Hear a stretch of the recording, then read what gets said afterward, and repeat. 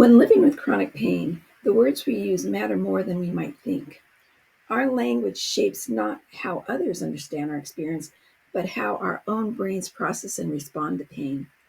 Today, I'd like to share three remarkable stories that show how shifting from pain focused to hope centered language can transform our relationship with chronic pain.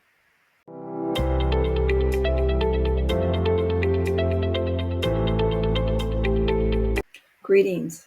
It's nice to see you again. And those who are new here, you're very welcome. Today, I'm introducing you to Christy, a 52-year-old attorney who lives with complex regional pain syndrome, or CRPS. Christy's condition causes intense pain and sensitivity in her right arm, and initially, her vocabulary reflected the overwhelming nature of her symptoms.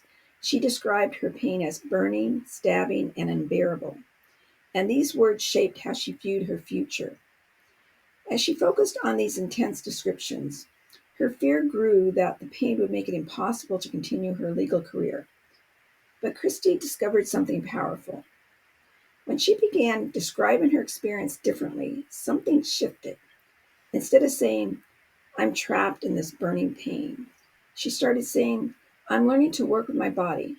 Rather than, "I can't handle court days," she began telling herself, "I'm discovering new ways to serve my clients." This brings us to Josh, a 47-year-old financial advisor working through cervical stenosis symptoms. Josh's story connects beautifully with Christie's because he too discovered how to shift his approach to recovery.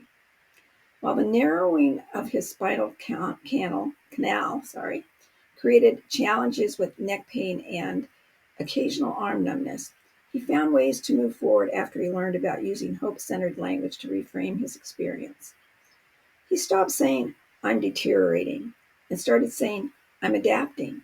Instead of, "I can't sit at my desk," he now says, "I'm finding new ways to stay productive."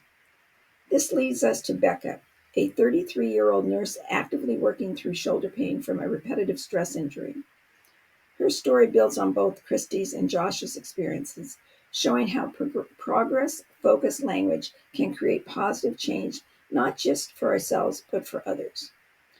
Initially, Becca's vocabulary was heavily medical. She spoke in terms of inflammation, tissue damage, and pain scales. But watching how her own patients responded to different types of words and the language that she's using, she had an epiphany. When she shifted from saying, "I'm limited by my shoulder," to, "I'm exploring new approaches," she noticed not only did her own outlook improve, but she became better at helping her patients reframe their own pain experiences. The brain science behind these transformations is fascinating. Even seemingly positive terms like pain warrior, while well-intentioned, can actually work against us. When we frame our relationship with pain as a battle or war, we activate our sympathetic nervous system, our fight or flight response. This heightened state of alertness can actually amplify pain signals. Instead, when we use language that promotes calm and cooperation with our body, we engage our parasympathetic nervous system, our rest and digest state. This is why phrases like "working through my symptoms" and "developing better strategies" can be more helpful than combat metaphors like pain warrior. When we use hope-centered language, we engage neural pathways that can help modulate pain perception.